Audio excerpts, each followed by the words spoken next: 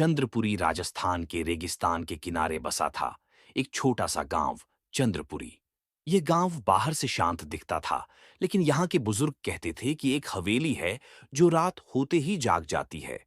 गांव के बाहर खंडहर सी दिखने वाली वो हवेली कभी रघुवंशी ठाकुर की थी, जिनकी बेटी लक्ष्मी ने अपने साथ हुए अन्याय के बाद आत्मदाह कर लिया था। लेकिन मरने के बाद वह आत्मा बनकर लौटी और अपना बदला लिया। लोगों को लगा कि सब खत्म हो गया, लेकिन बुराई खत्म नहीं होती, वो रूप बदलकर वापस आती है। नीलम और अर्जुन एक शहरी कपल थे जो पुराने माहौल में रहने के लिए चंद्रपुरी में बस गए। उन्होंने वहीं पुरानी हवेली खरीद ली। वो नहीं जानते थे कि वहां लक्ष्मी का इतिहास दबा पड़ा है।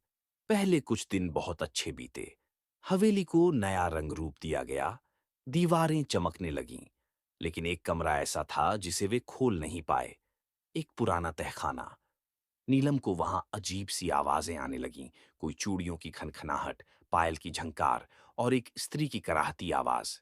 एक रात अर्जुन को सपना आया। एक औरत लाल साड़ी में, लंबे बाल, आंखों से खून बहता हुआ।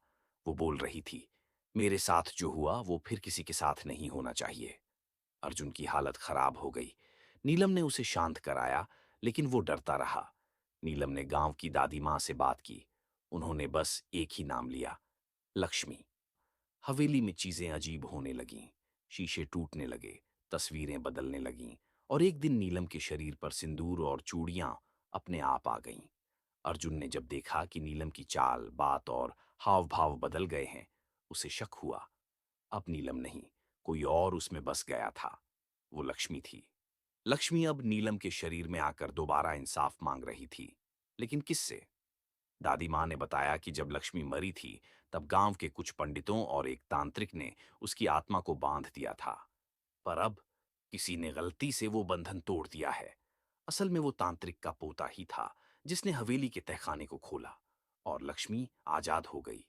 अब लक्ष्मी सिर्फ बदला नहीं चाहती थी, वो पुनर्जन्म लेकर पूरे गांव को अपने अधीन करना चाहती थी।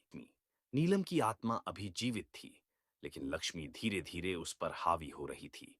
अर्जुन ने एक पंडित से संपर्क किया, जिसने बताया कि नीलम को बचाने के लिए लक्ष्मी की असली मौत की वजह जाननी होगी।